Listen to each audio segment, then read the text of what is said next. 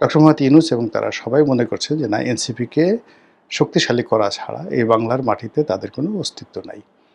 তো এই যে এনসিপি, তাদেরকে বাঁচতে হবে, তাদেরকে সারভাইভ করতে হবে, তাদের অস্তিত্ব বজায় রাখতে হবে, আরও অনেক কিছু, এবং সেই কাজগুলো করার জন্য সারা বাংলাদেশকে তারা ওন করবে, এটি স্বাভাবিক। এখন তারা যদি সেই গোপালগঞ্জকে ভয় পায়, তাহলে কয়দিন পরে তারা ফরিদপুরকে ভয় পাবে, রাজবাড়িকে ভয় পাবে, শরীয়তপুর মাদারীপুরকে ভয় পাবে, এরপর মাদারীপুর থেকে এসে বরিশালকে ভয় পাবে, পিরোজপুর, ঝালকাঠি, বাগেরহাট, খুলনা।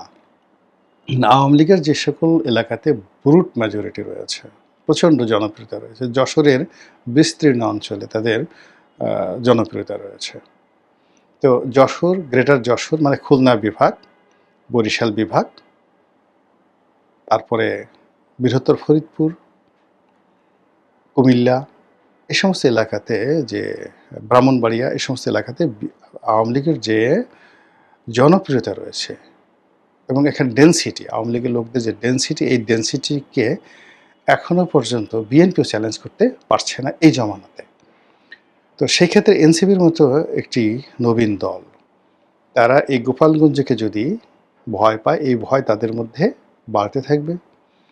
আর গোপালগঞ্জে তারা গেল না, তখন এই আওয়ামী লীগের মধ্যে একটা প্রতিযোগিতা শুরু হয়ে যাবে যে গোপালগঞ্জ যদি পারে, আমরা কেন পারবো না।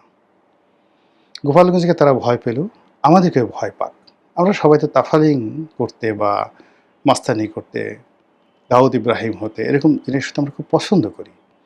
ভয় দেখাতে আমাদের খুব ভালো লাগে। আমরা দেখবেন যে খুব ছোট ছোট বাচ্চা, তাকে 80 বছরের বুড়া বা বুড়ি, তারা ভয় দেখাচ্ছে এবং ভীষণ রকম আনন্দ পাচ্ছে। নবজাতক শিশু, তাকে গিয়ে ভোকা বোকা এই কথা বলে, আর শিশু ভয় সেটা কেঁদে দেয়, বুড়া ফিক ফিক করে হাসে।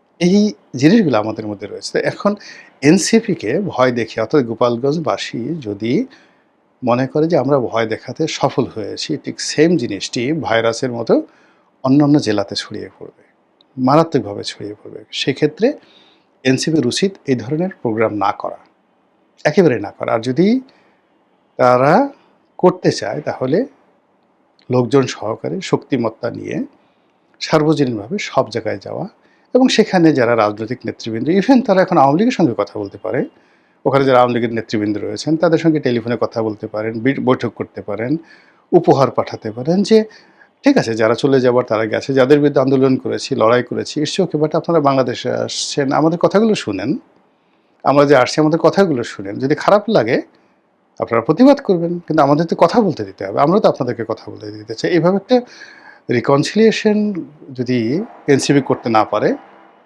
তাহলে তারা যত কথাই বলুক না কেন, এই জুলাইয়ের পরে আপনি দেখবেন, জুলাই, আগস্ট মাসের পর থেকে তাদের যে অস্তিত্ব, দাপট, ক্ষমতা ধীরে ধীরে মারাত্মকভাবে কমতে থাকবে।